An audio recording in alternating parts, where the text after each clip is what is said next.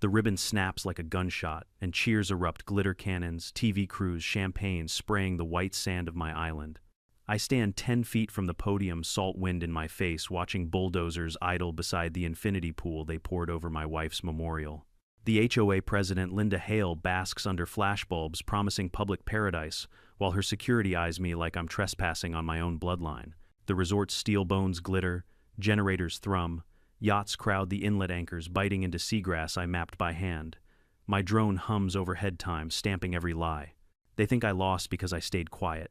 They don't see the deed in my pocket, the surveys in my briefcase, or the clause they never read.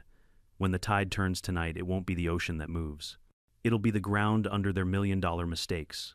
Before we dive in, drop your city and local time in the comments, and subscribe so you don't miss the twist. People think an island is just a dot of land with a postcard view. Mine is a ledger written in tides, dates, and a chain of signatures that goes back 103 years. My father used to say, "Water remembers what men forget." I thought it was poetry, until the day I learned to read a shoreline the way a lawyer reads a contract. Sand moves, grass creeps. The mean high water line, what the state calls the heartbeat of property, drifts like a slow needle across a patient's skin. If you don't chart it, your inheritance becomes a rumor.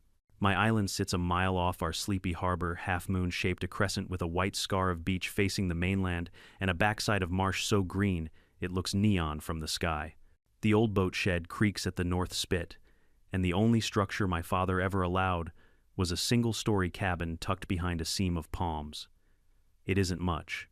A cement cistern, a tin roof, a porch wide enough for 2 rocking chairs, one of which I keep empty in case his ghost ever decides to sit. Beneath that porch, I mounted a brass plaque for my wife Caroline. We used to count pelicans. She'd named the tamest one Frederick. I don't go to that rail much, not since the hospital, but the plaque is bolted deep.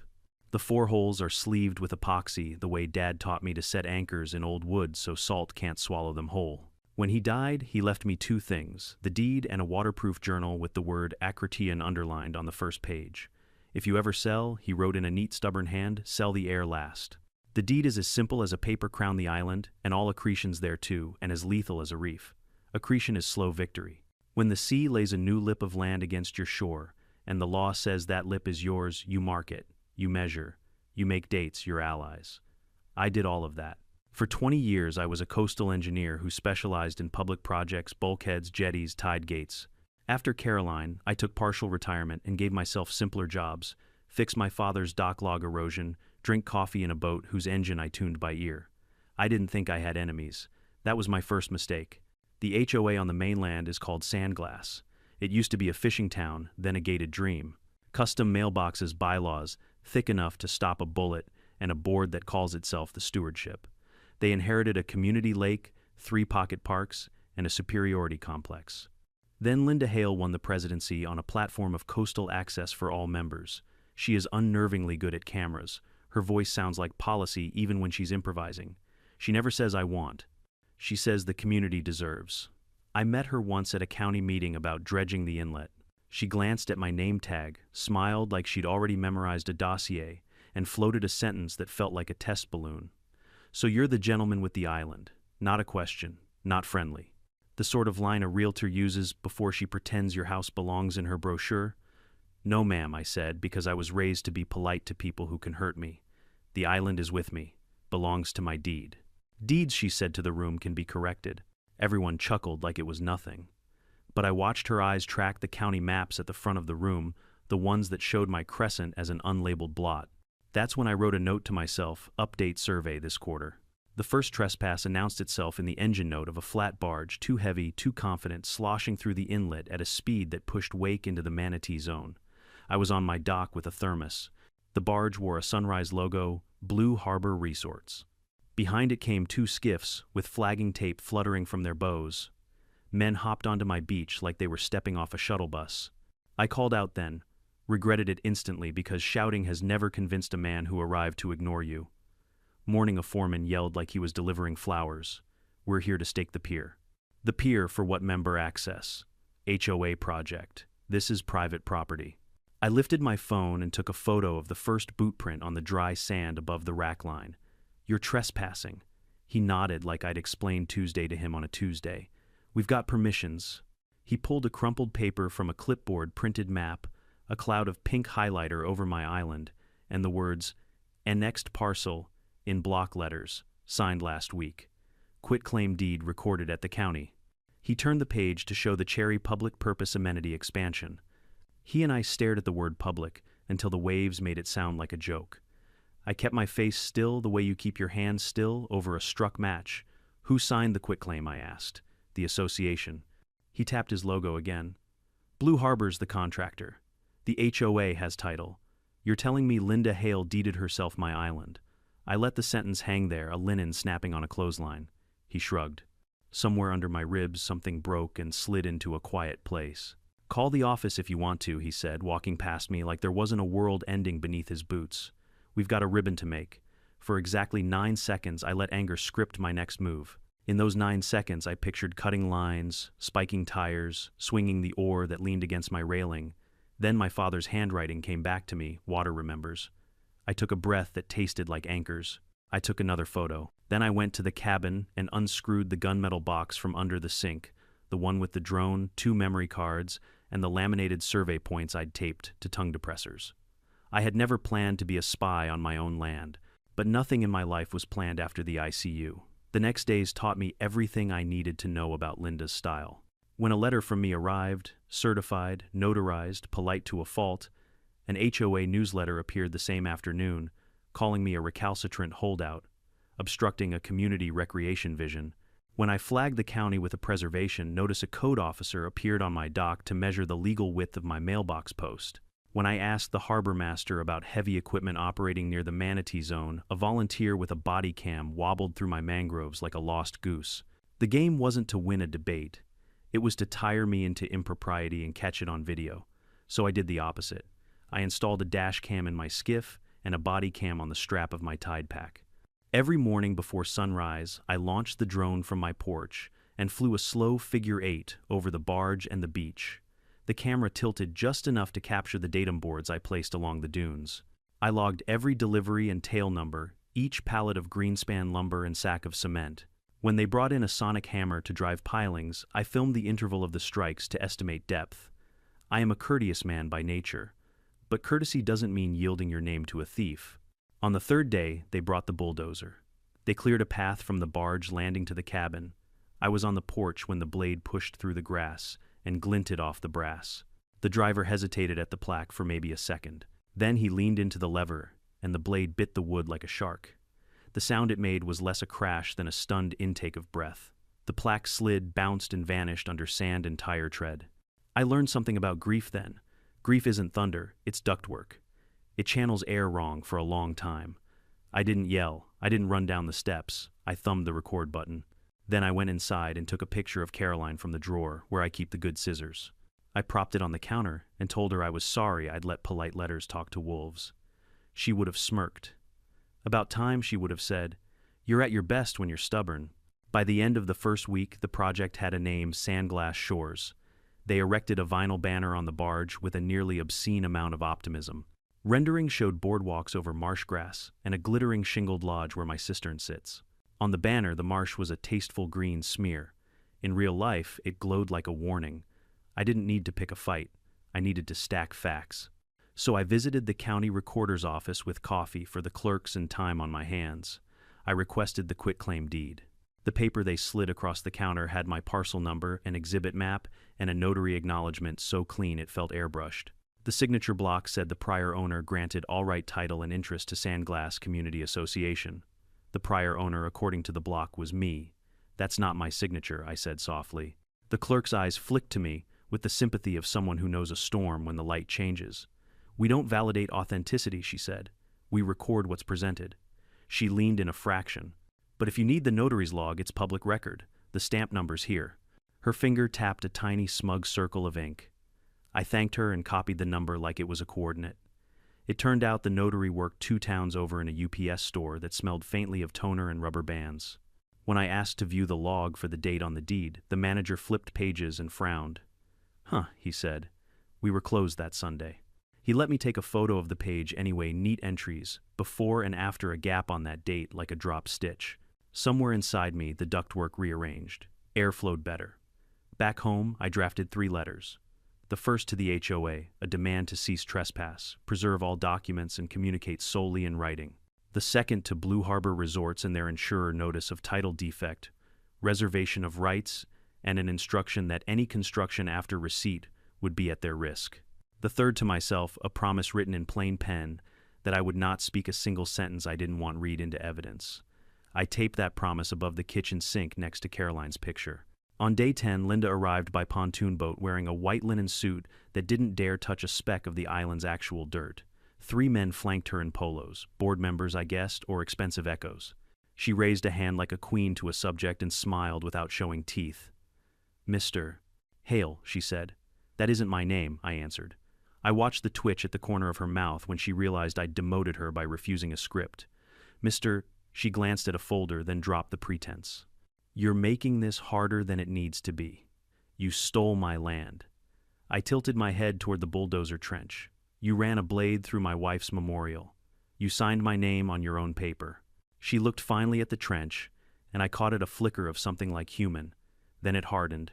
"We acted under counsel and recorded instruments. The community deserves shoreline access. You can be part of that, or you can stand in front of it." She held out a document like a trick flower. "Here's a license agreement. Generous terms. Naming rights to the fishing pier. Caroline's walk." I let the silence stretch until even the gulls gave up. Then I said, "Your problem isn't access, Miss Hale. It's the tide." She blinked. "People like her hate metaphors because they can't file them. You built your case on a line that moves," I said. And I brought a tape measure. She tucked the paper away as if I'd bitten it. "We open in 60 days, she said, turning toward the boat. "Be reasonable." "I intend to be," I said. "A judge will find that refreshing." The pontoon backed out her linen, bright as defiance, and I realized my heart had settled into something not quite calm and not quite vengeful. Purpose, maybe. Purpose with the scent of diesel and paper. That night, I spread my father's journal on the porch table and mapped the mean high-water line across 5 years of my drone photos. I marked the accreted spit that now wrapped behind the marsh like a new knuckle. I overlaid county plats that misdrew the shore as a straight line, as if sand respects rulers. Then I drafted a quiet title complaint in my head while the generator hummed near the beach and party lights flickered like a carnival that mistook itself for a lighthouse. They were building around me like they'd already won. That made them careless. Carelessness is a gift if you have patience and a camera. I took one more flight, a slow arc over the whole site. Pilings shone like a row of silver teeth. The resort renderings promised a lobby of glass, a coastal culinary experience, and a boardwalk that would let members watch sunsets over marshland that had learned to shrug off storms. I recorded the thump-thump-thump of a hammer driving a stake too far landward of the wetland flag. Then I brought the drone home by sound like a parent calling a kid at dusk. When its feet touched the porch, I checked the timestamp and whispered to Caroline, 60 days. It didn't feel like a deadline. It felt like a fuse I was content to watch burn, measuring every spark until the one that mattered. Construction exposes the character of the people doing it. Good builders measure twice when no one's watching and pack out their own trash when the truck is late. Bad ones kick rebar into the marsh and say the tide will take it. Blue Harbor had both kinds, which was useful. I didn't need them to be villains. I needed them to be themselves on camera, on paper, and on payroll records that could be subpoenaed later. I started with names. Names become testimonies when added to dates. The foreman who'd waived the quitclaim called himself Denny. His badge said, "Dennis R. Collar Site Sup." I learned he preferred lukewarm gas station coffee and used brother in a way that tried to collapse distance. The crane operator, Kendrick Louise, wore a faded cap with a pelican stitched off-center and whistled the same 3 notes before each lift. The environmental sub wore brand-new waders and called cattails nice reads. I wrote it all down in a waterproof notebook with a pencil that could scrape a thought into stone. I always greeted them. I always stepped aside. I always filmed from the edge of my right-of-way body cam, blinking like a lazy firefly. The first week after the bulldozer took Caroline's plaque, they laid out strings and batter boards for the main lodge, an L of glass promised in a rendering taped to a plywood wall. I flew the drone at dawn, panning slow and low enough to read the red Sharpie notes on their layout, foyer divided by kitsch divided by mech. I set my flight path to cross-datum boards I'd planted at high points along the dune. Each board bore a stenciled letter and a mark at last season's mean high water line. The camera saw everything the way a tide sees, everything without opinion but with perfect memory. I made public records requests, until my email looked like a fishing net: line items, attachments, server timestamps. I asked the county for communications between Sandglass HOA and Blue Harbor regarding amenity expansion and island access. I asked the State Environmental Office for any pre-application meetings. The first wave came back with predictable redactions, and one gift, a PDF of meeting minutes, where a junior planner had warned about mapped wetlands and a possible private title issue. The HOA attorney's response in the margin, captured in a scanned copy by some clerk who didn't realize black marker can be coaxed back to gray read: "Will record before any challenge possession is 9/10." I printed that page on thick paper so it would slap the table harder later. On day 13, a tug nosed in with a stack of treated pilings, each capped with a white plastic cone. I asked Denny where they drive, and he answered without checking whether he should. 2 rows centerline here. He thumped the sand with his boot, the way men have thumped land since we walked out of the sea. The first hammer drop set gulls screaming. The thud traveled through my ribs like a slow drum. I recorded the interval 8 seconds between blows and mapped penetration depth by the number of lifts per pile. Later, with a tide chart and soil assumptions, I could estimate how far below mean high water they punched those timbers. Below that line, the law behaves differently. Below that line, words like sovereign submerged start to walk into the room and sit down. I wanted those words seated politely behind me when we met the judge. I drove to the recorder's office again and started pulling the chain backward. Title is a rope. You tug on the knot you can see until the one you can't shows itself. My father had bought the island 47 years ago from a crabber who'd inherited it from an uncle who'd homesteaded it when the county still called it Unnamed Shoal. Each deed included the phrase that kept ringing in my skull like a bell: together, with all accretions there too. A plat from 20 years back, a lazy one, had drawn the shoreline as a straight line across my crescent, shaving off a new sand tongue that had grown after a hurricane. That blob of laziness had become the HOA's favorite exhibit. If the shore was a line, their annexation map could pretend straight lines made good fences over water. So I found the surveyor who'd drawn that lazy line. Retirement had given him a garden and the need to tell the truth without risk. He invited me to his porch and poured me iced tea that tasted like regret and lemon. "I hated that job," he said, flipping through my drone printouts with an old man's hunger to correct his own mistakes. The client wanted speed. We used county base layers. The aerials were post-storm. I should have set ground control and walked the marsh. No budget. He scribbled a correction on my copy and initialed it out of a habit he didn't try to break.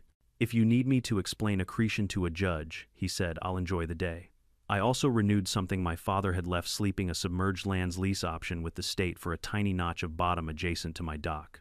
He'd secured it decades ago to protect against someone mooring a floating billboard in our inlet. Options have expiration dates. This one was within a window the statute still allowed to reactivate for the same riparian protection purpose. The clerk at the agency sounded surprised anyone remembered the file. "We still have the originals," she said. "Smells like the 70s. I filed the renewal quietly. A lease option on that notch was a finger wedged in a door Linda thought she could slam. Meanwhile, I drafted a conservation easement with a land trust I'd volunteered with after Caroline. It wasn't recorded. Not yet. But the language was tight: marsh buffer, wildlife habitat prohibition, on new commercial use without grantor consent. I told the director to hold it in the confidential drawer with my name on a sticky note. "You're playing long chess," she said. "My favorite kind." Back on the island, the lodge footprint turned into a ribcage of rebar. The deck forms for the infinity pool arced like a grin pointed at the inlet. I stood where the memorial had been and imagined teenagers cannonballing into water that had baptized every memory I owned. The anger was still there. I carried it the way divers carry a knife: useful, dangerous if you forget it's sharp. I filed a notice with Blue Harbor's insurer citing potential title defect and encroachment onto privately held accreted lands. Insurers like early warning. It lets them say reservation of rights and sleep better. The letter forced them to log a claim number, assign an adjuster, and send somebody in a decades-old sedan to take photos.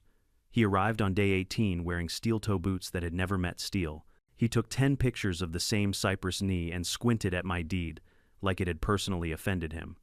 I thanked him for coming. I do not dislike messengers. They keep receipts. My drone archive bulged file names in the thousands each, stamped with GPS altitude gimbal angle. I bought 2 more hard drives and mirrored them. One went into a safe deposit box at the bank. The other went into a friend's attic, 2 towns inland. I printed a map of camera locations and laminated it. Without redundancy, evidence is gossip. With it, evidence becomes a choir. On day 21, the harbor master started calling me first. Heads up, he'd say they've scheduled a night pour. Night work in a sensitive inlet makes regulators cranky. The noise carried across the channel like a bad rumor. I filmed the concrete pump truck's boom snaking above the dunes. I caught the moment a worker rinsed a chute into the fringe of marsh, the slurry clouding the edge like sour milk. The next morning I emailed the clip to the state with the subject line, "Potential discharge to jurisdictional wetlands, please advise." They advised with a form letter, but a biologist's follow-up call told me my subject line had worked. "We have nesting data for that fringe," she said. "We'll schedule a visit." Her voice had that tone field people use when they smell fraud and fresh paint. I filed litigation hold letters to the HOA, the developer, the engineer of record, and the environmental sub. "Please preserve," I wrote, "all communications, including texts and ephemeral messages, site diaries, batch tickets, inspection logs, and drone footage." Their counsel sent back a letter with the vocabulary of indifference. Perfect. The indifferent always save less than they should, and juries love the word spoliation. The workers got used to me. Some began to nod in a way that warmed me against my will. On a hot afternoon, Kendrick hopped down from the crane, wiped his forehead, and asked, "You really own this whole strip?" He didn't say it like a challenge, more like a weather report. "I do," I said. "And some of what they're building is below a line that doesn't belong to them." He looked out at the water the way men who work with heavy things look at lighter ones. "They pay on time," he said, "but they cut corners when the inspector's late." He kicked a small pile of offcuts and found his next sentence in the pile. "They told us the permit was good." I didn't answer because answers were for depositions. He nodded at the drone. "You're gonna win, aren't you?" I shrugged. He laughed without smiling. "You keep receipts," he said, climbing back into his cab. By day 30, Sandglass Shores had a website and a countdown clock. 72 days to paradise. In the background, a video panned across my inlet at golden hour, studiously framing out my cabin like a blemish. I archived the page 3 different ways and captured the developer's boast line by line. Board-approved annexation, new public-private partnership, enhanced coastal resilience. They said resilience, the way some men say amen, without understanding either. I spent a morning at the county GIS office asking about layers most applicants never see. One analyst showed me a glitch, an offset in the 2010 aerial mosaics that skewed shorelines a few meters seaward. Any map born from that skew would lie by inches that felt like feet. The annexation map bore that vintage. I asked for the metadata. He emailed it with a subject line that started with interesting. By then I'd assembled my wall, the lazy plat with the straight-line shore, the corrected sketch with the accreted spit, drone stills with date overlays, the notary log showing a Sunday signing on a day the store was closed, a screenshot of Linda's soundbite about coastal access for all members next to an email where her treasurer fretted about special assessment exposure if title goes sideways. I printed the HOA bylaws too, because bullies always hide behind rules. On page 17, a line yawned wide enough to sail a settlement through no encumbrance or conveyance of common area without a 2/3 vote of all members at a duly noticed meeting. Meeting minutes revealed a board action between meetings ratifying the amenity expansion, no membership vote. I circled the clause and slept better. One evening, as the sun turned, the marsh copper and the pool forms stretched like a grin that had gone on 2 beats too long. I propped my father's journal open to the page where he'd underlined Acrachian. I added my own word beneath it, patience. Water writes history in millimeters. Courts read in pages. My job was to give both the same story. When the generator hiccuped and caught again, I realized I could trace the whole site by sound. The crane's groan, the compressor's hiss, the slap of hose against plywood, the low animal yell of a man moving something heavier than sense. It didn't scare me anymore. It sounded like a clock, not a countdown to their victory, a countdown to mine. If arrogance builds insecurity in forces, the day Sandglass Shores launched a countdown clock, Sandglass HOA launched a pressure campaign. It started as a whisper, then arrived in my mailbox like junk mail in a tuxedo, a notice of compliance deficiencies accusing me of improper shoreline maintenance, unauthorized obstructions, and my favorite aggressive navigation in a community, waterway. My skiff tops out at 6 knots with a tailwind and a prayer. Aggressive it is not. Still, the letter had the tone of a middle school principal who found a slingshot during finals week. The fines came next. $50 a day for blocking amenity construction access. $100 a day for failure to remove debris from a trench the bulldozer carved through my dune. $200 a day for non-cooperation with authorized board representatives. The HOA stationery made extortion look like an invitation. Each envelope had a smiley lighthouse watermark. I logged every page, photographed every postmark, and paperclipped each to the day's drone stills. A story is easier to believe when the chapters are in order. The smear campaign bloomed like mold. Overnight, a community newsletter hit mailboxes with my photo cropped from a county meeting years ago under a headline that tasted like battery acid. Holdout blocks shoreline access for all. The article called me a squatter on community resources and implied I'd harassed workers. They quoted eyewitnesses who described me shouting obscenities and throwing tools. I don't throw tools, I sharpen them. On the back page, a spread of renderings promised family sunsets over a boardwalk that would have to levitate to avoid violation of 3 different wetland buffers. When smear didn't make me shout, they tried theater. A code enforcement officer, young and nervous, stepped off a pontoon boat onto my dock with a clipboard held like a shield. 2 HOA volunteers filmed from behind him, narrating like low-rent documentarians. Subject is approaching. Subject appears agitated. I was holding a coffee. Morning, I said, keeping my voice where the microphones couldn't later call it anything else. Badge and jurisdiction. He flushed and produced a laminated card that said he handled garbage cans and porch refrigerators. We received a complaint about, a illegal structure, he said, gesturing to my cabin built before his parents met. Your jurisdiction stops at the mean high water line, I said, pointing to a datum board. You're standing on a private dock, on private accreted lands, with a camera crew from a private homeowners association. Would you like water? He blinked. The volunteers whispered. I watched his shoulders fall into the relief truth gives decent men. Please, I added, put your questions in writing. They left with footage of me saying please, which didn't cut well for them. The next clip they tried was better, a staged trespass complaint by a board member who boated over to my beach, threw down a towel, and filmed himself yelling, "This is public," until I walked into the frame and said, "You're trespassing." He grinned like a fisherman whose hook finally found a jaw. "Threat," he shouted at his camera. I pointed to the boundary line and read him a sentence from my deed. The clip they posted used a jump cut to trim the sentence into a growl. My lawyer would later show the full version to a judge, and the judge would ask why adults had time for such dishonesty. I didn't file my quiet title suit yet. I needed their comfort to harden into complacency. Meanwhile, I set the table. Litigation hold letters went out on firm letterhead to the HOA, Blue Harbor Resorts, the engineer of record, the environmental sub, the PR firm. And because I wanted Linda to feel watched personally to her Gmail, which she used for HOA, business. Please preserve all communications I wrote, including but not limited to emails, texts, messaging apps, ephemeral messaging platforms, cloud drives, drone footage, time cards, batch tickets, inspection logs, pay when paid correspondence, edits to public-facing web content. Their counsel responded with a paragraph that said, everything and nothing. Good. When people think preservation is a suggestion, judges hear spoliation. The pressure spilled into the harbor. A bored sheriff's deputy idled near my cove one afternoon, lights off, windows down. He waved when I waved. After 10 minutes, he announced himself over the PA like a high school DJ.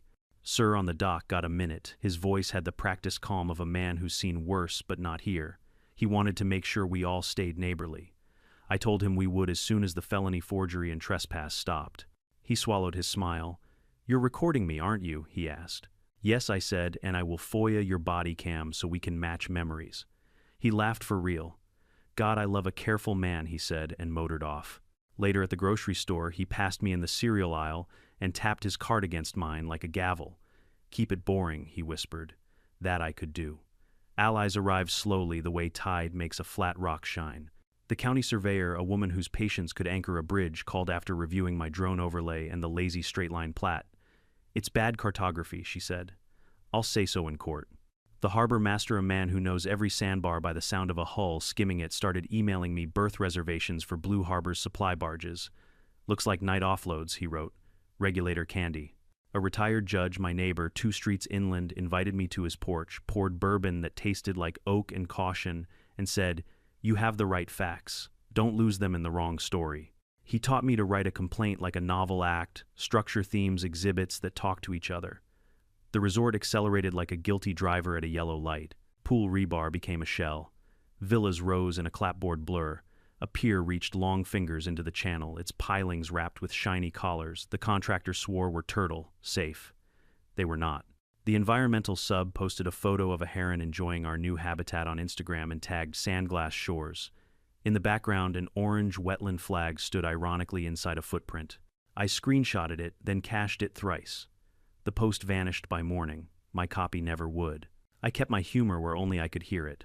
When a bored volunteer trailed me down the beach, narrating subject is collecting shells to later plant false evidence, I picked up a beer can their crew had left and said, "Behold a wild accretion in its natural habitat." He didn't laugh, but the audio did. Then came the public safety letter, certified stern, claiming my refusal to coordinate forced the HOA to install temporary security. 2 private guards in ill-fitting black polos started standing by the pool, Forms Radio's hissing drama. They filmed me filming them until the scene ate its own tail. One afternoon, a guard told me with solemn menace, "You're on thin ice, sir. We were standing on a beach at noon in July." Bless your heart, I said too, southern for my bloodline, but just right for the moment. I shifted tactics from collection to subtle disruption, not of work but of comfort. I sent Blue Harbor a spotter's notice highlighting that their coastal permit, when I finally pried it loose through the state portal, had 3 express conditions. 1, no work within 50 feet of map nests during breeding season. 2, silk curtains deployed during all in-water operations. 3, no concrete washouts to wetlands. I attached time-stamped photos of violations for each. The project manager's reply was a temper tantrum in professional font. "Our operations meet or exceed all requirements," he wrote. His email footer included a graphic that said, "Building tomorrow." I replied with a still of slurry milk and marsh grass, and the caption, "You're building yesterday." The state biologist visited on a Thursday and stayed for 3 hours. She crouched where the pool deck would float above cattails and pushed a gloved finger into a mound of sand that still held the faint outline of a nest cup. Her eyebrows did a quiet arithmetic eggshell timeline. She measured rote notes and thanked me for the drone clips. "We get a lot of complaints," she said. "We don't get a lot of evidence." On Monday, a notice of probable violation landed in Blue Harbor's inbox and copied the HOA. I didn't gloat. My camera did it for me. I sent a letter to the bank listed on the developer's glossy brochure. It was polite and devastating the way a well-folded paper can be. I enclosed the notary log that contradicted the Sunday, signing the lazy plat versus the corrected shoreline, and the HOA bylaw requiring a 2/3 member vote for any conveyance of common area. "Your collateral," I wrote, "rests in part on improvements placed upon accreted lands titled to me and on an annexation of questionable validity. Please consider the effect of a recorded list pendens on your anticipated refinance." Banks do not fear ghosts or gods. They fear clouds on title. The loan officer's voicemail came in the next afternoon, measured wary, suddenly interested in clarifying a few points. I didn't call back. I wanted him to read my points again alone. Smear 2 arrived when the HOA staged a community day on the beach tables of lemonade kids in branded t-shirts, a local TV crew filming B-roll of shovels biting ceremonial sand. I watched from my porch as Linda declared the project a triumph of shared vision over solitary obstruction. The camera panned past the trench, where Caroline's plaque used to sit. The director asked for a shot of community spirit, so volunteers strung a bunting of pennants between 2 stakes jammed right through a clump of seagrass. The state lists as protected. I filmed the stake going in the pennant, snapping the volunteer, stepping back proudly into a nest depression without seeing it. Later on the evening news, the bunting fluttered as an emblem of joy. In my archive, it fluttered as Exhibit 32. Pressure invites mistakes. After the broadcast, an email leaked forwarded by a member who didn't like being lied to. It was from the HOA treasurer to Linda. "We cannot afford continued daily fines if DEP formalizes violation." Also, members are asking why there was no vote on annexation. Linda's reply was 1 line with a full stop after each word. "We will not blink." I printed it in color and taped it next to my sink under my promise not to say anything I didn't want read in court. It felt like a sibling to that promise, a vow to let them talk themselves into a corner. The cops tried once more. 2 patrol cars, polite, called to a disturbance. A young officer asked if I had permission to be on the beach. I handed him my deed and a copy of the HOA bylaws voting clause. He read, mouth barely moving, then handed the papers back and said to his partner, "We are leaving." The partner looked at Linda, who'd followed them down like a queen arriving to judge a pie contest, and said, "Ma'am, this is civil." She glared the way storm clouds glare at roofs indiscriminately and with no effect on shingles. They left. She stayed and smiled like she'd invented daylight. "You're alone here," she said, soft enough the camera wouldn't catch it. "No," I said, looking at the tide. "I'm outnumbered." By the end of the month, the resort had walls and a glass grin. The HOA had invoices and headaches. The developer had a notice of probable violation on his desk, and a bank suddenly allergic to risk. And I had a record so clean it hurt to look at time-stamped drone arcs, emails like breadcrumbs, a notary log that refused to lie, an ex-surveyor eager to repent, a county analyst's metadata, a biologist with measurements, a harbor master with birth logs, a retired judge with bourbon and structure, and a community starting to realize that board meetings can look like parades on TV and still be heists on paper. At dusk, I sat where the plaque used to be and looked at the pool skeleton catching the last Sunday. The thrum of generators rolled over the channel like distant thunder, steady, arrogant, unafraid. I thought about Caroline's laugh, when I once told her a tide chart is a promise kept by the moon. "Then we can wait," she said. And we did, through chemo, through nights that clicked like bad pumps, through mornings that never got warm enough. Waiting isn't passivity. It's pressure in the right direction. I folded the bank's voicemail into my mental file and drafted one more letter, short, sharp, final. "Effective on the morning after your ribbon cutting, I will record a lis pendens and file a quiet title action. Please govern your loans and bookings accordingly."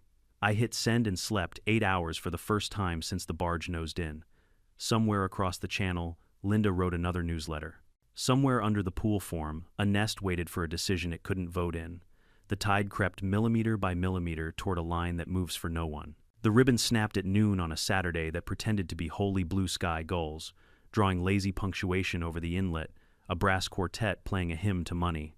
I stood in the back of the crowd in a clean shirt and a hat I'd reserved for funerals. The new sign read "Sandglass Shores" in script, so airy it might float off the pilings. Champagne misted the pool like rain that had lost its way. Linda's voice carried across my sand, a triumph of community. And I memorized the syllables so I could quote them later with the exact date, the exact time, the exact latitude and longitude stamped by my drone.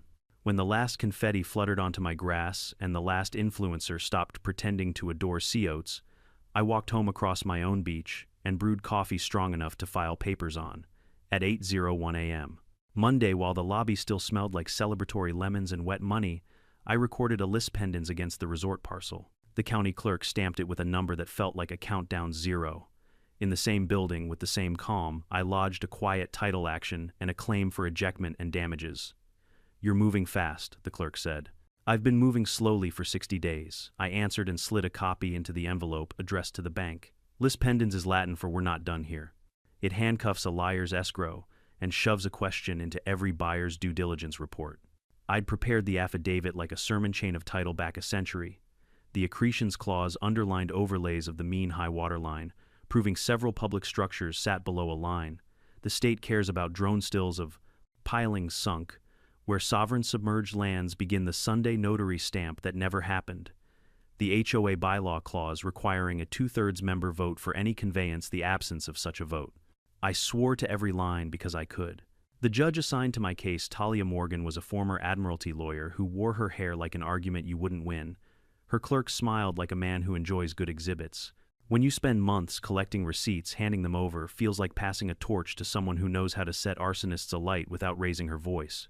Service went out that afternoon. HOA headquarters, Blue Harbor Resorts, their counsel of record, the engineer of record, the environmental sub, and yes, Linda, personally at her porcelain kitchen island, accepted by adult resident as the sheriff's affidavit so kindly phrased it. At 4:02 p.m., my phone buzzed with a bank officer's email proposing an urgent call to discuss potential resolution pathways. I didn't return it. I wanted the bank walking into the courtroom holding humility like a bouquet. Before close of business, I filed for a temporary restraining order to suspend resort operations pending determination of title and compliance.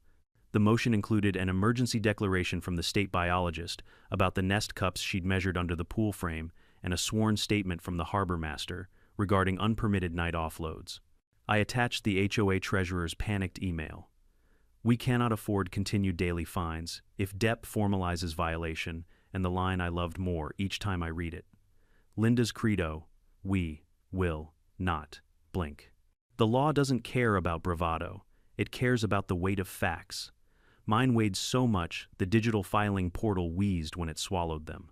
Blue Harbor hired a crisis PR firm and a second law firm that bills in 3 digits per hour before the decimal. Their response landed fast, a memorandum calling me a disgruntled former resident. I live here, and the island community common area by annexation, it is not. They painted my quiet title action as an attempt to shake down a beloved amenity, and me as litigious to the point of pathology. They attached the lazy straight-line plat as if ink could bully tide. They didn't attach the notary log because they didn't have it. I did. The hearing for the TRO was set for Friday morning. I spent Thursday night at my porch table, making sure each exhibit had a best friend, the notary log side by side with the Sunday deed. Drone stills annotated with tied data and gimbal headings. The HOA bylaw page circled in red with meeting minutes that showed no vote. The state biologist's photos of the nest cups paired with the Instagram post of a volunteer spearing a pennant through seagrass. The harbor master's birth logs next to my night footage of concrete washout. I laminated my map overlays, not because judges need lamination, but because I needed tactile proof I'd brought bricks, not smoke. Friday morning, the courthouse smelled like floor wax and good intentions. Judge Morgan took the bench with a stack of binders that made me like her even before she spoke. Blue Harbor's counsel, smooth, expensive, optimistic, opened with a bark about economic harm to hundreds of families and irreparable damage to the community's trust if the resort were paused. He claimed I'd sat on my rights like a cat on a fence. He said public interest enough times it started to sound like a ringtone.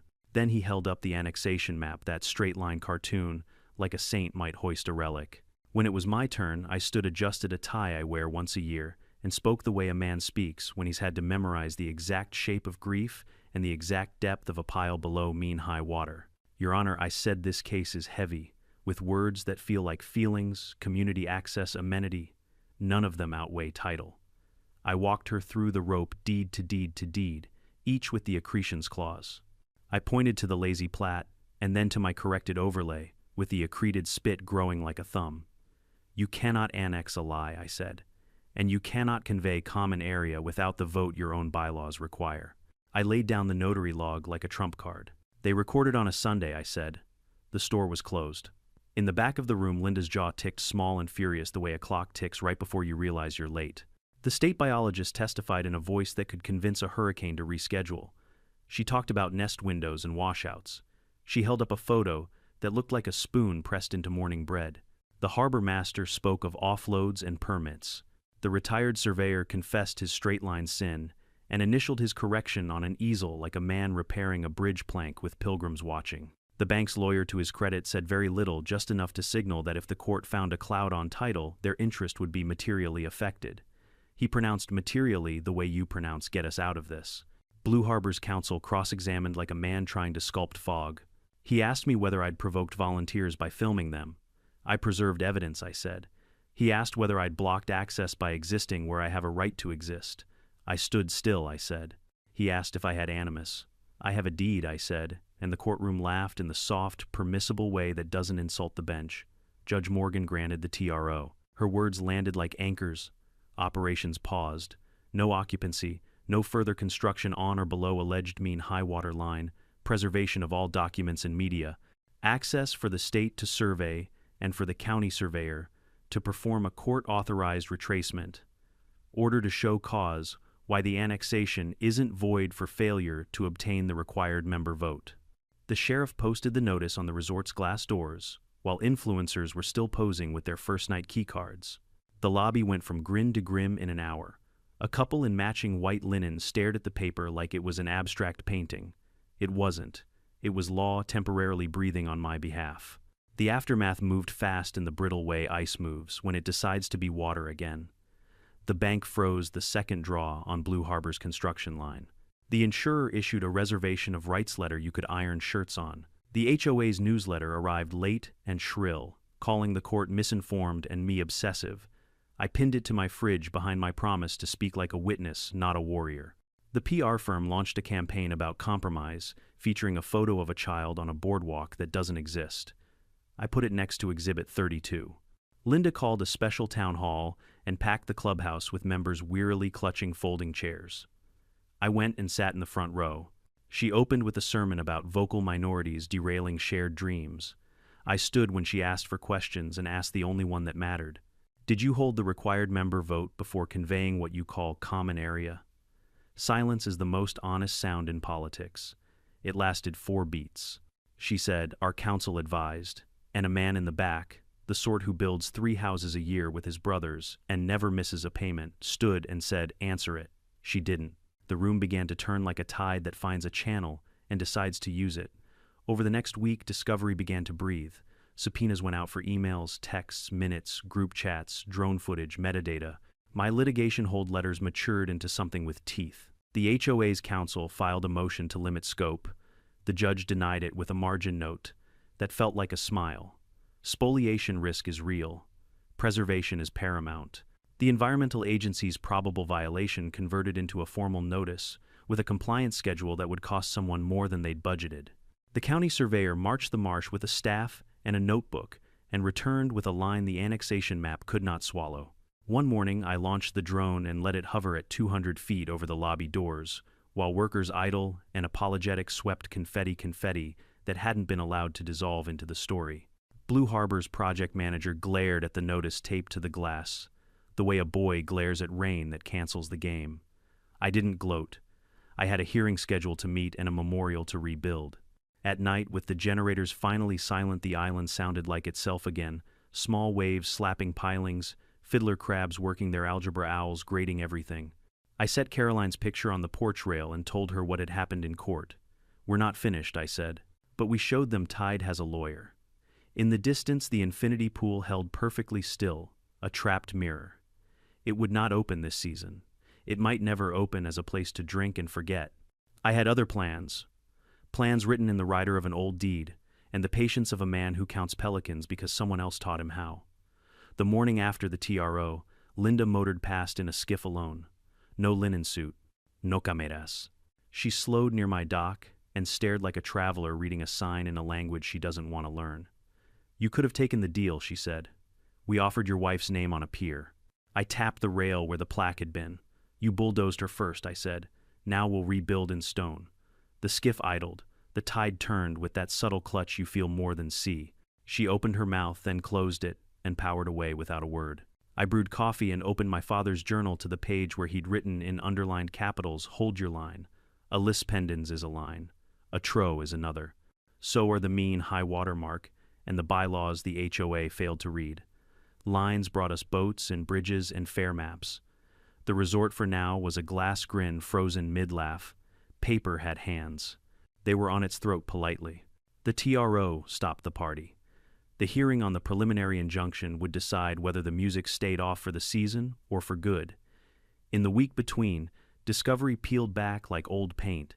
What flaked off wasn't pretty group texts where board members celebrated steamrolling the old guy, a draft newsletter titled Defamation Shield in the PR firm's Google Drive time-stamped photos of concrete washout relabeled test, water. We numbered everything. Evidence is a choir when it sings in order. Judge Talia Morgan called us at 9:00 a.m. Sharp bench stacked with 3 binders that had cost me a dozen late coffees and 2 new printer cartridges. Blue Harbor's counsel came ironed and unflappable. The HOA's lawyer looked like a man who had slept under a desk. Linda arrived in a gray suit that had nothing to do with linen or applause. I took the same seat I'd taken for the TRO and set my father's journal page marked at hold your line inside my briefcase like a small, stubborn saint. The county surveyor went first. She rolled out a fresh mylar of the shoreline retracement, a careful lace of ticks and elevations, and clicked a pointer on the screen where the accreted spit wrapped like a knuckle around the marsh. The annexation map relies on a mosaic with a known seaward offset, she said, teacher calm. This retracement corrects that error.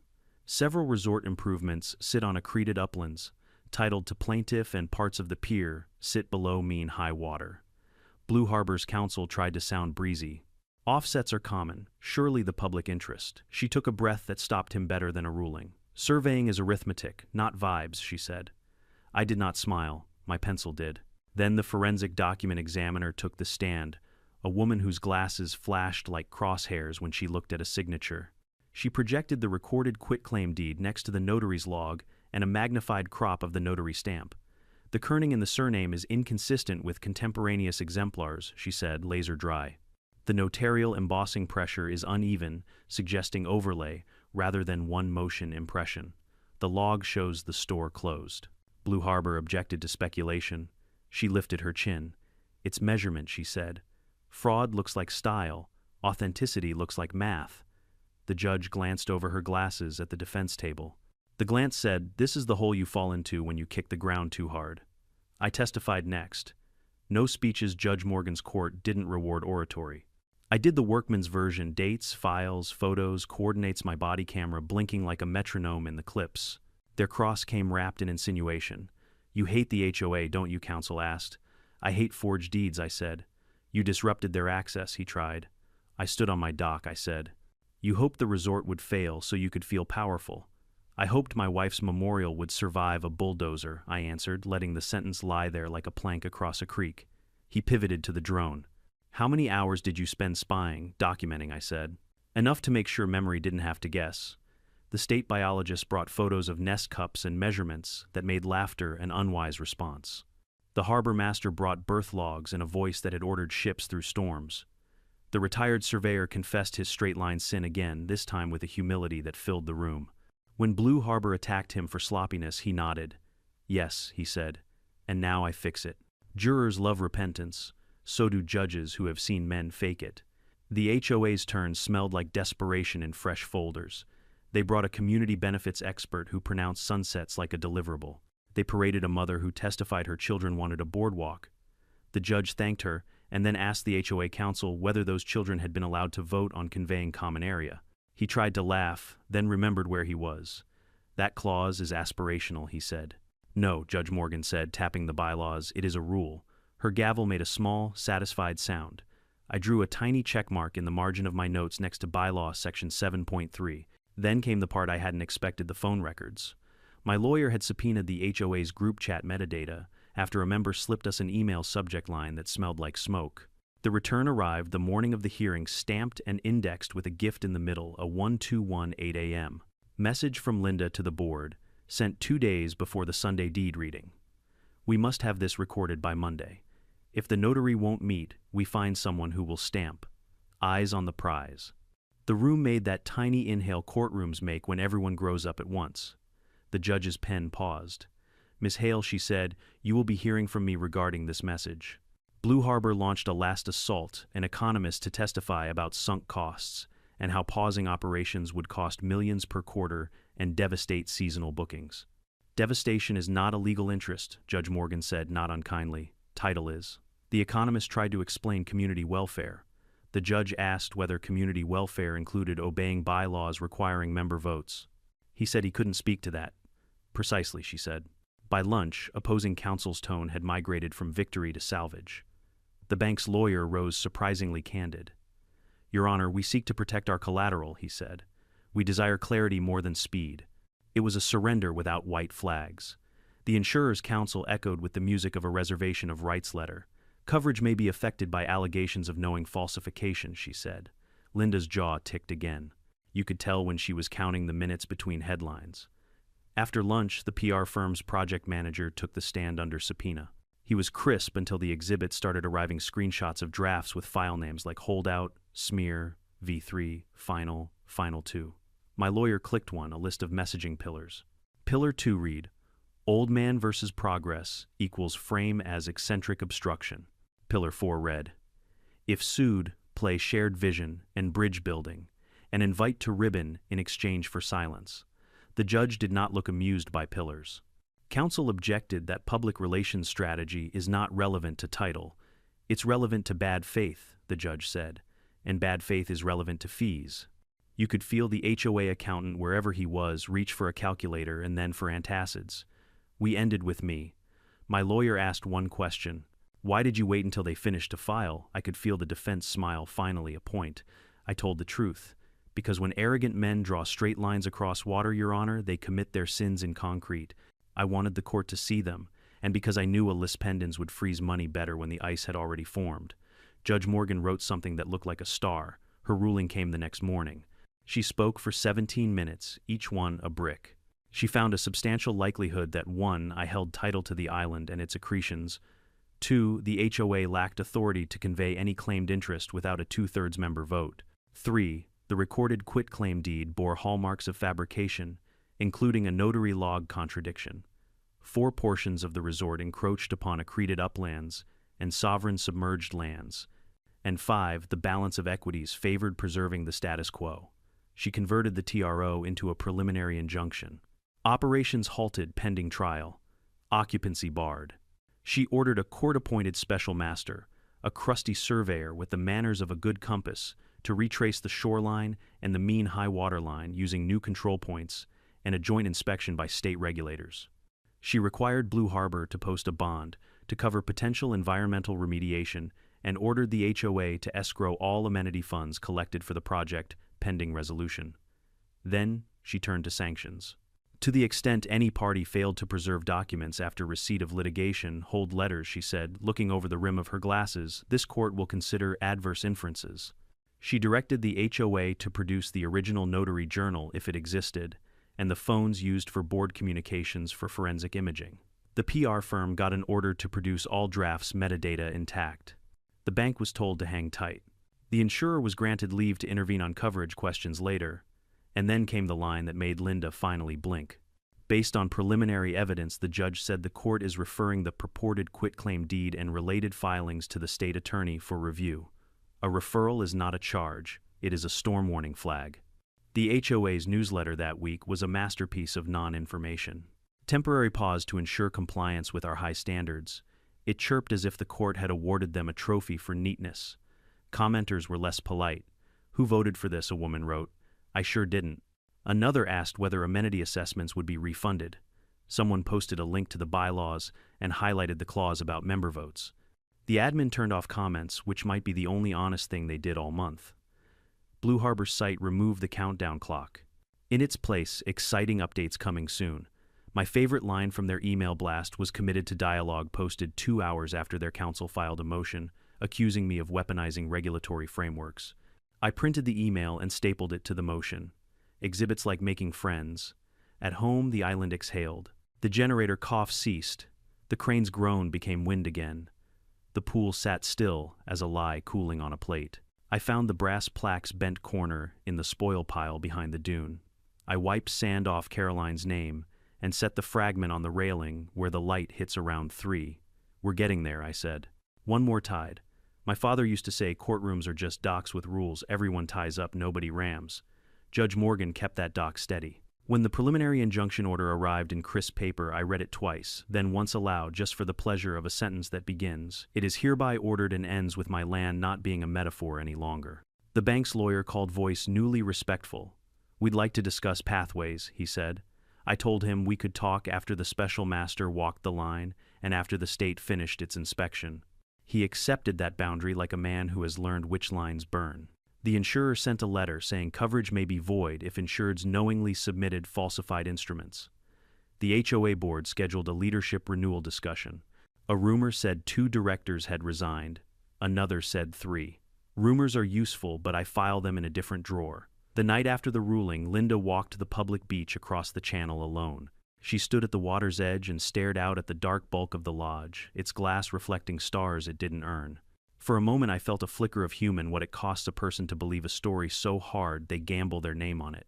Then I remembered the bulldozer blade shaving my wife's name into sand and the midnight text, "We will not blink. People can learn. Institutions rarely do without invoices." I brewed coffee and opened the journal again. Beneath "Hold your line," I wrote another line. Lines make harbors. The injunction was a line. The court's referral was a buoy. The special master's retracement would be a channel. And just beyond all that, under dust in a file my father left, there was another line even they hadn't seen yet, the writer about fixtures and consent. Not for today. For when the tide finished its long syllable. For now I slept. The island kept the watch. The pool held its breath. The law hummed in the pilings like a tide running right. Special Master Abel Ramsey measured my shoreline like a hymn, steady stanza by stanza. He arrived with 2 rods, a yellow tripod, and a temperament bred by a lifetime of watching men argue with tape measures.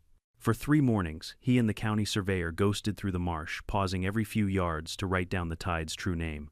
On the fourth, he folded his field book with a sound like a door closing and said lines not where their map pretended.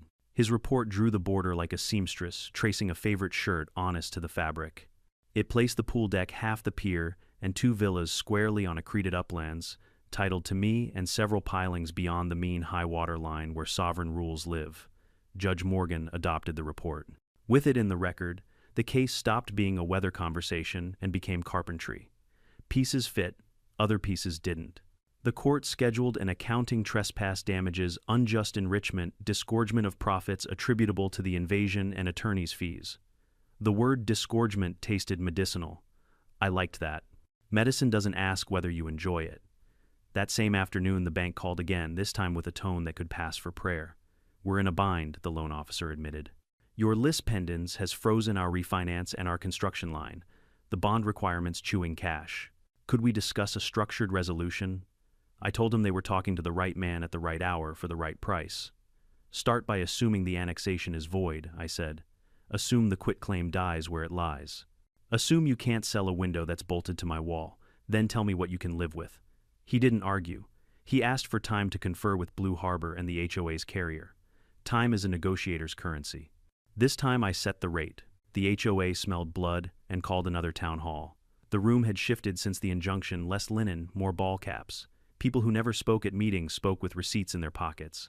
The treasurer resigned at the microphone and left the gavel on the dais like a failed crown. Linda took the stage with the expression of a person who can no longer tell whether she's on a podium or a plank. I sat front row, quiet as tide. We're pursuing all legal avenues, she began. You forged a deed, someone said. Our counsel, what member vote? Someone else asked, waving a printout of the bylaws. Section 7.3, circled in highlighter like the Sunday. She stared at the audience as if they were a mirror that had betrayed her. We will not. Blink, she said, as if repetition could replace proof. A woman 2 rows behind me stood and said evenly, We are blinking now. That's called waking up. The room hummed like a hive, remembering it has a queen only because it allows one. The insurer blinked first. Their reservation of rights flowered into something harder after the judge referred the deed to the state attorney. They appointed coverage counsel, whose first act was to schedule examinations under oath of the board. Under oath concentrates the mind. Within a week, I received a tentative inquiry. If operational control shifted and remediation commitments were made, would you consider terms short of demolition? The email came from the bank but had the insurer's shadow behind it. I brewed coffee and printed the page. I met them at a long table in a glass conference room that tried too hard to look like a lighthouse. The bank, the developer, the HOAs, incoming outside counsel, not the ones who signed the last mess, and a man from the insurer who looked like he counted premiums in his sleep. My lawyer sat to my left, calm enough to win a horse race by walking. They opened with a mea sorta culpa, unfortunate cartographic reliance process breakdown urgency that led to regrettable expediency. I let the euphemisms stack like driftwood. Then I slid my list across the table. It wasn't short. Number 1 title quieted to me, full recognition of my ownership of the island and all accretions. You stipulate, you sign, you file. Number 2, the annexation is void. HOA acknowledges they lacked the member vote. County vacates the map. Assessments collected for the amenity are refunded with interest. Number 3, the forged quitclaims withdrawal and an apology to the recorder's office on letterhead that doesn't pretend to be perfume. Number 4, environmental remediation. You fund restoration of the marsh fringe, removal of unlawful pilings below mean high water, and habitat work under the state's plan. Endowed maintenance for 10 years. No balloon payments. Cash in escrow. Number 5, my wife's memorial. Rebuilt in stone deeper than your excuses. A quiet garden set aside by recorded instrument with her name, not as compromise but as restitution. Number 6, governance. HOA board resignations. President, secretary, and treasurer. Documented compliance training for the replacements. Independent counsel for a bylaws overhaul, explicitly preserving private title rights, riparian boundaries, and the voting clause you pretended was aspirational. Number 7, the resort. There are 3 choices. Remove encroachments and walk away. Sell me the improvements at a discount that recognizes you built them on land you didn't own, or convert the project to non-commercial uses under my control. The developer's lawyer bristled. We can't hand you a resort. I nodded. You already did. You just didn't read the receipt. The insurer's man steepled his fingers, which is insurance language for our abacus is out. What's your number, he asked. Disgorgement plus fees, I said. And a ground lease if you want to keep using any improvements on my land, 30 years with escalators payable to me. No occupancy until the state signs off. No operations without my consent. We'll never reopen, the developer asked, righteous wilt blooming at the edges. Not as this, I said. As something better, maybe. You stepped on a sanctuary and called it a sales pitch. We start from that sin and walk toward service. That's when the bank surprised me. What if the loan officer said shoreline villas became research housing leases to your foundation, not to tourists? The pool becomes rescue diver training. The pier becomes a state-monitored observation deck. Blue Harbor takes a loss and saves face by endowing a coastal lab. Silence can be tactical or sacred. This was both. I pictured Caroline's plaque in a garden where kids learn to read the tide the way you read a friend's face. I pictured a classroom where a crane used to strut pelicans landing on pilings that finally belonged to the right side of the line. The insurer liked the word endowment. The bank liked any sentence that ended without foreclosure. The developer liked the oxygen of a narrative change. The HOA had nothing left to like except survival. Add 2 conditions, I said.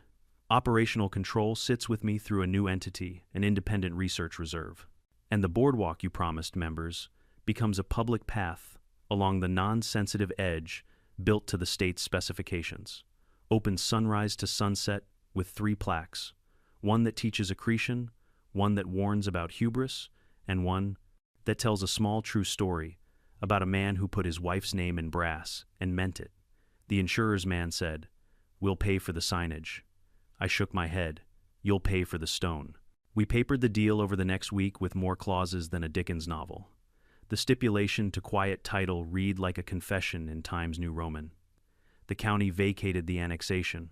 The HOA scheduled a member vote on a new board slate. The old guard stood down with statements that managed to be both contrite and evasive. The state signed a consent order remediation schedule monitoring plan fines commuted to habitat work. Blue Harbor executed a deed of improvements, not to me directly but to the new reserve, and the bank took a write-down that hurt enough to teach without killing. The insurer wrote checks, like a man filing weather. Judge Morgan approved the settlement with the caution of a woman who's seen parties slap bows on wrapped nonsense. She kept jurisdiction, retained the bond until the state nodded and set status dates like lighthouses up the coast. If any term fails, she said, we resume where we left off. Nobody wanted to resume. The apology came last. A camera, a lectern on my beach not far from where they'd chopped the old memorial's edge. The 3 resigning board members stood side by side. Linda in the middle gray suit, again a wind she couldn't control in her hair. I didn't write their words, but I edited them with the threat of court. They said what mattered: unlawful annexation, failure to hold a member vote, reliance on a deed they should have known to be false harm, to the marsh breach of trust. They said my name without rolling it in their mouths like a pebble.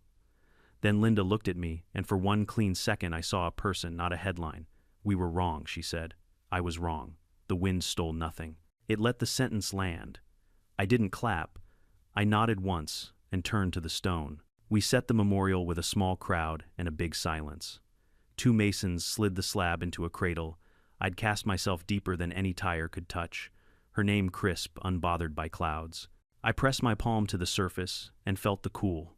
Then the warmth my skin gave it, like the beginning of all agreements. The new garden wrapped around it, sea oats, a bench of weathered cypress, a little bronze pelican that looked suspiciously like Frederick. Kids from the mainland came the next week with notebooks. A biologist showed them how to read a nest the way my father taught me to read a line. The villas closest to the marsh traded sheets for bunks and microscopes. The pool held divers practicing rescues in visibility like tea. The pier sprouted interpretive signs instead of cocktail menus.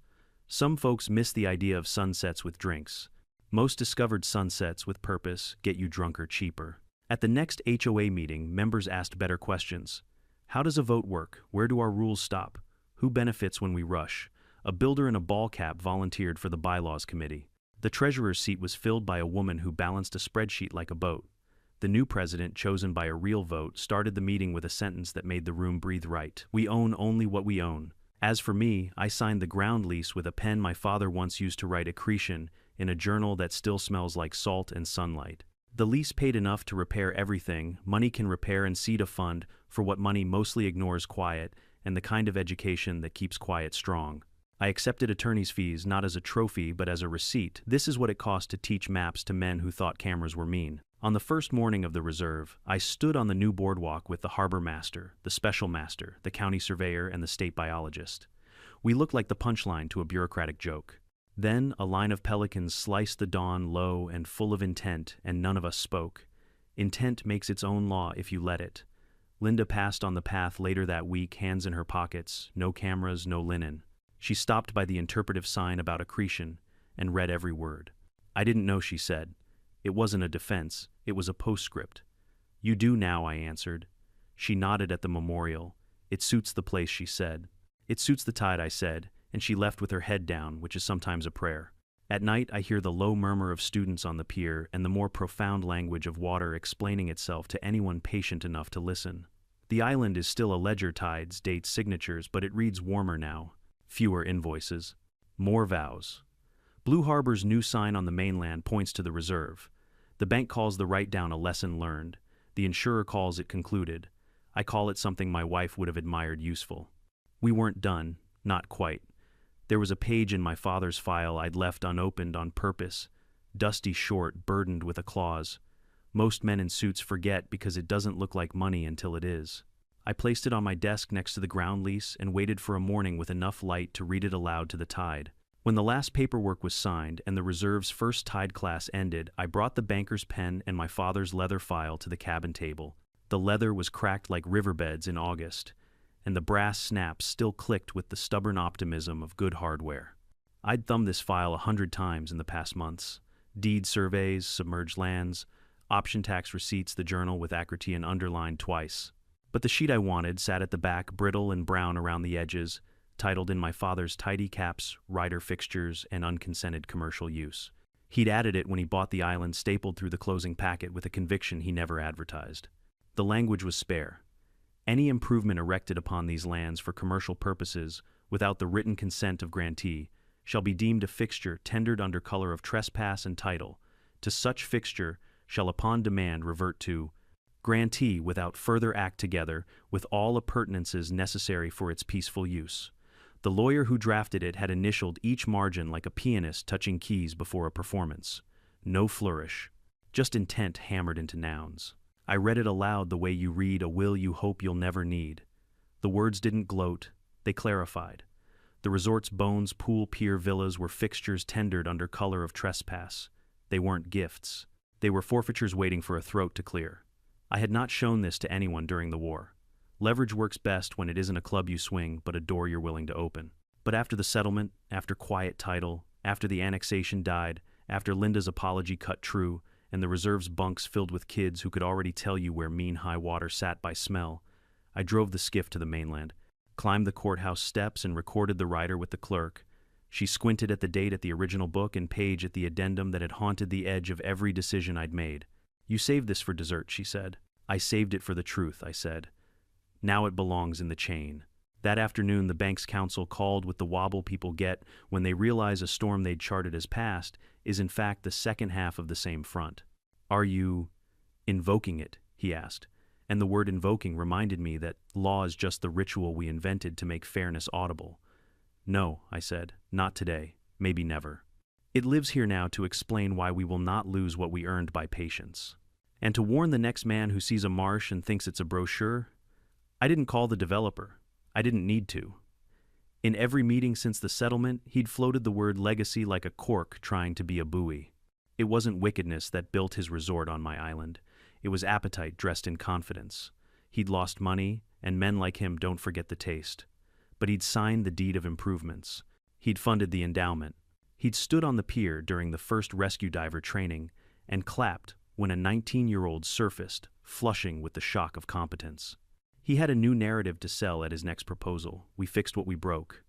Sometimes that's enough to reform a habit. The HOA, chastened in public and quieter in private, voted in bylaws that read like wisdom, private titles respected, limits of jurisdiction drawn in ink, common area conveyances bound to real votes, conservation seats on committees. A rule that no project touching water proceeds without a seminar on accretion taught by someone who heals wetlands for a living. Policy is a fence you build because you can finally see the cliff. On a Wednesday full of blue, I hosted a picnic on the boardwalk for the people who took my side. Before it was safe, the county surveyor's shoes, muddy smile, clean, Special Master Ramsey hat brim permanently honest, the harbor master arms crossed. Like a mast, the state biologist hands everywhere at once, pointing, measuring, blessing the retired judge, bourbon not required anymore. My neighbor who first slipped that email. We ate sandwiches that tasted like relief, and watched a class learn the etiquette of tide step, where you can note what you touch, leave the place truer than you found it. Are you going to tell them? The surveyor asked Chin, flicking toward the classroom, then the villas, then the pool, pretending with surprising dignity to be a tool. About the rider, I said.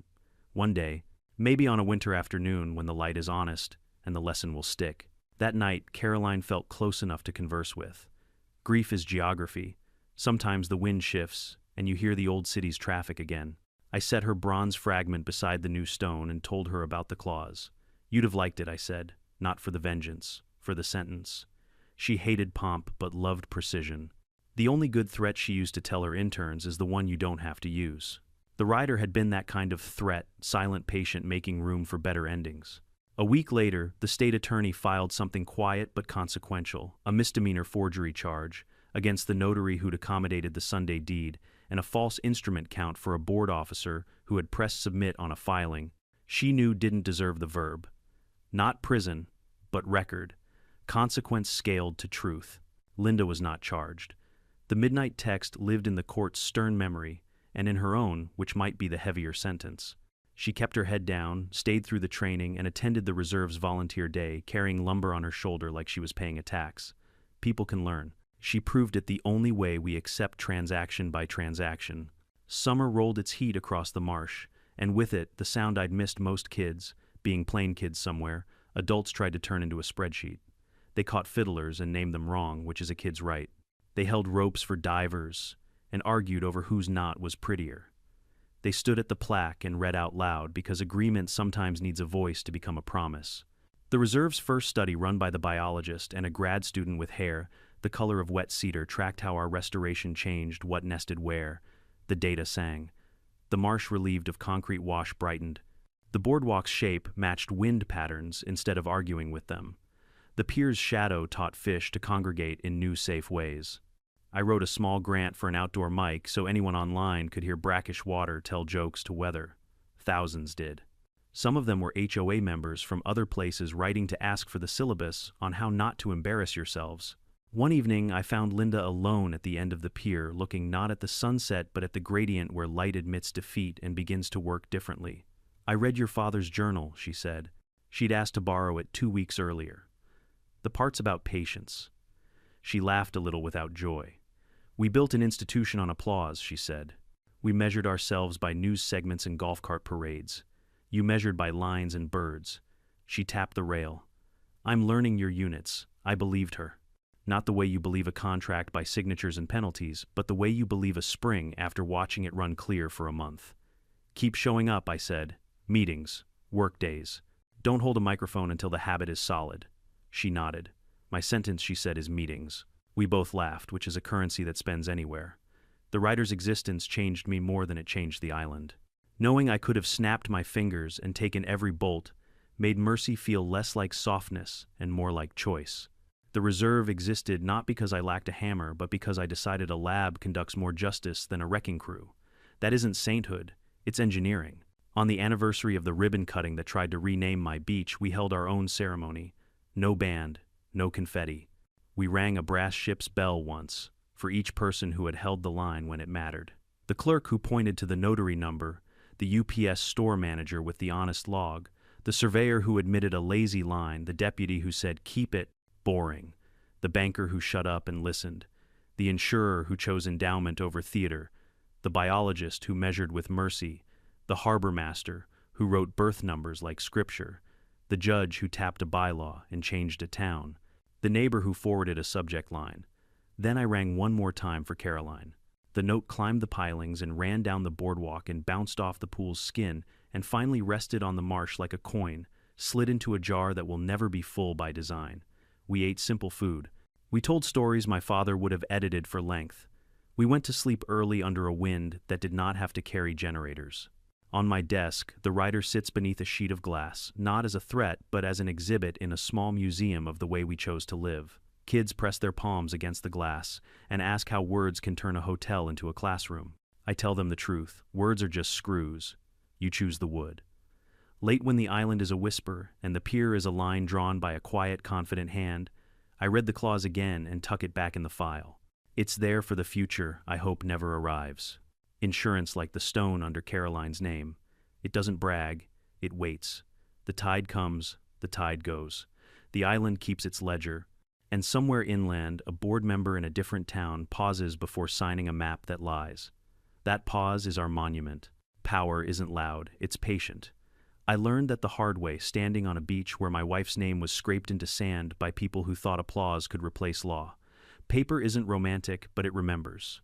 Maps, deeds, bylaws, tide charts, hold your line with them, and you don't need to shout. You don't have to burn what you can rebuild smarter. Mercy counts more when you could have crushed and chose to convert. If you're facing your own HOA moment, someone bigger, louder, certain collect receipts, not rage. Find the clause they didn't read. And when the tide turns, use its strength, not your temper. If this story hit home, tell me where you're watching from and what line you're holding in your life. Drop your city and local time in the comments, subscribe for more HOA justice tales, and share this with someone who needs a reminder. Patience is a win condition.